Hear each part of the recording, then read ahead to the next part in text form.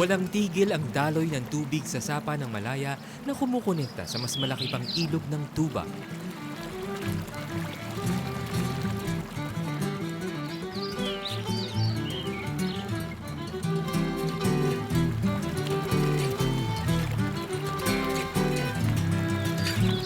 Habang dumadaloy raw ito, may pag-asa pa rin daw na makakabod ng ginto ang mga bata sa ilog.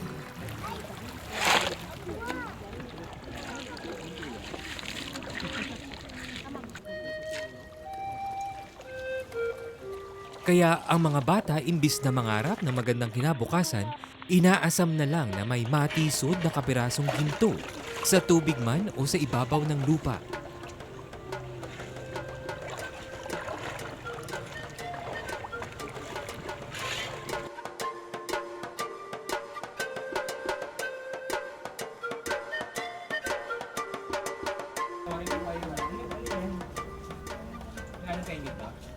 Araw-araw ka naggaganyan? Pag ano lang, weekend lang, pag Sabado at Linggo.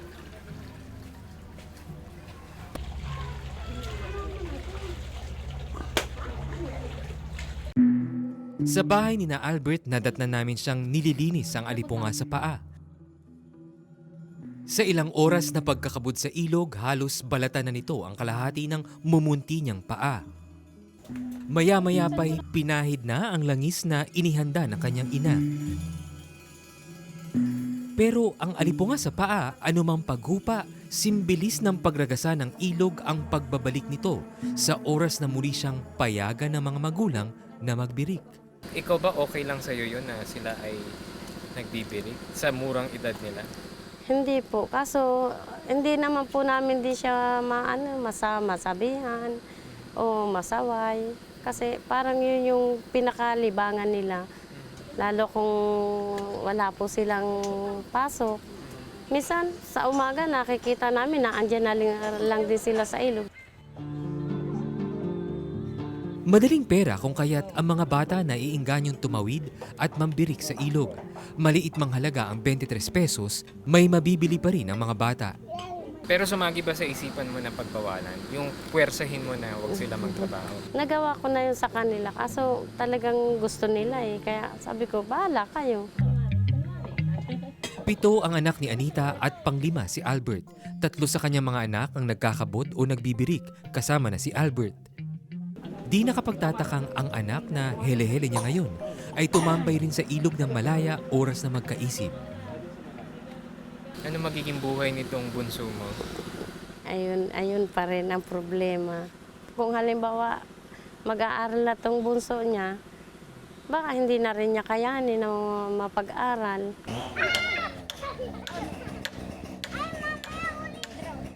Pero ano mas gusto mong gawin? Pumasok sa school o magbirik? Pumasok ko sa school. Bakit? Natututo ako pumasok. Eh sa pagbibirik, anong nakukuha mo?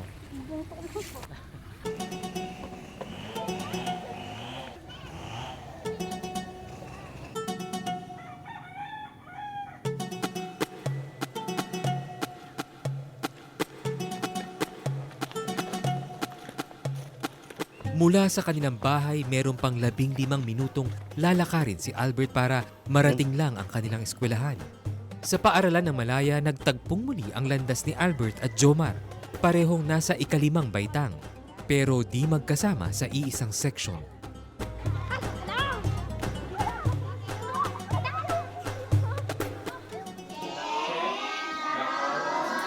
Sa klase ni Albert, Ingles ang subject na itinuturo. Si pang nagdaan, si walang sagot. O, Jomar. Habang sa kabilang silid-aralan, Filipino naman ang pinag-aaralan ni Jomar. Ala ang lupa sa anyo ng tao. Dito, panandalian nilang nakakalimutan ang pala, ilog, bato at ginto. Muli silang nagiging bata. Sa loob ng 5 araw, nasa mundo sila na dapat nilang kinalalagyan. Kung maituturo nga lang sana ng paaralang ito ang tunay na kahulugan ng pangalan ng kanilang eskwelahan sa mga bata. ang malayang pangarapin na pwede silang gumuhit ng bagong buhay sa labas ng pagmimina ng ginto. Bago umuwi, isang pampalamig muna ang kinain ng mga bata. Marahil ito na ang konsuelo nila sa mga sarili matapos ang ilang oras ng pagbibirit. Simpleng kaligayahan.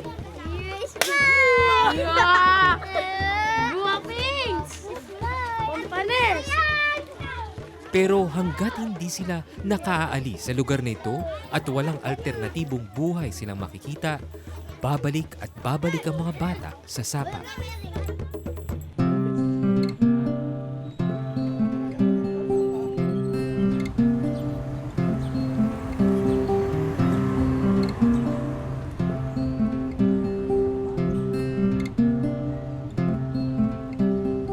Actually, small-scale mining, this is a national problem. It cannot be solved by the municipality since ang regulation when it comes to mining has something to do with the national government. Parang sinasabi niyo po, ang local pamahalaan po, katulad po ninyo, walang kakayahan to actually stop it.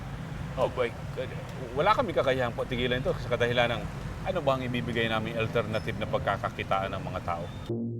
Ayon kay Mayor Joseph Ascucha, maliit na porsyento lang daw ang mining activity sa lugar ng Labo. Agrikultura pa rin daw ang pangunahing ikinabubuhay ng mga tao rito. Ang pagmimina ay panandali ang kita lang daw at ito ang dapat na maisip ng mga taga-barangay Malaya. Pero habang walang alternatibo, hindi pwedeng isawalang bahala na lang ang pagkakataong turuang mangarap ang mga bata. Yun nga po, very risky, especially for the children. So, ano po ang pwede ninyong gawin para sa mga batang ito na araw-araw po hinaharap po nila yung ganong sitwasyon? Ang ginagawa dito, ito ay hinuhuli. Pero pag huli nito, babalik rin sila pagkatapos. Wala naman kaming capacity na whole year round, 24 hours ay naandun kami para makita yung mga kabataan. Maganda nga raw kung may alternatibong pagkukuhanan ng bagong ikabubuhay ang mga tao rito.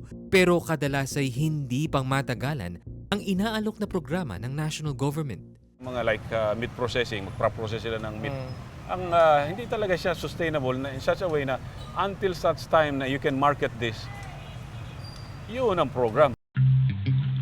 Kung kaya't ba sinusulong ng lokal na pamahalaan ang magkaroon ng minahan ng bayan?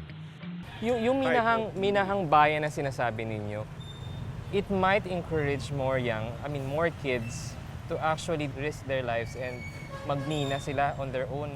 And even actually sa inyo rin, in yung part, no, yung resources ninyo, lalong ma-deplete. Tama po ba yung reaction ko sa ganun? No. What I'm saying is ang minahang bayan, these are supervised by the government.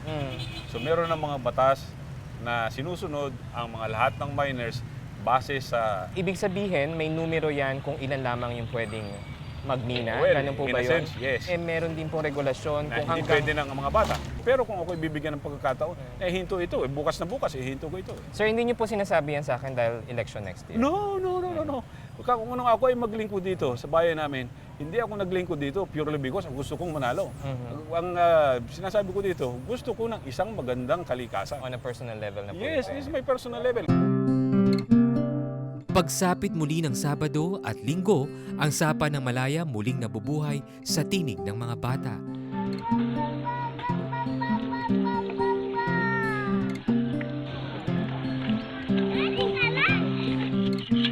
Tulad sa paaralan, present na naman sa pagkakabod si Albert.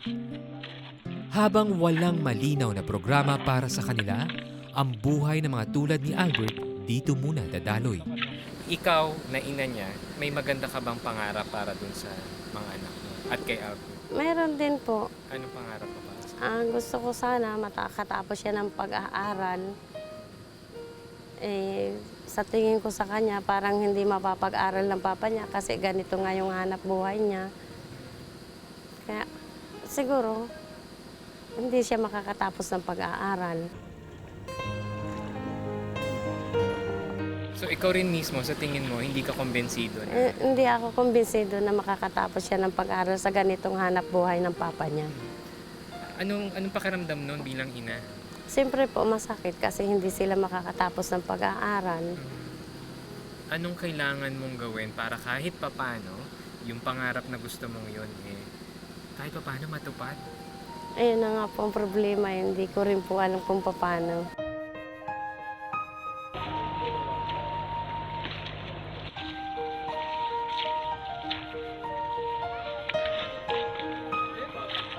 Nakalulungkot isipin na ang mga tulad ni na Albert, bago pa man tuluyang makapangarap, agad na rin itong natuldukan.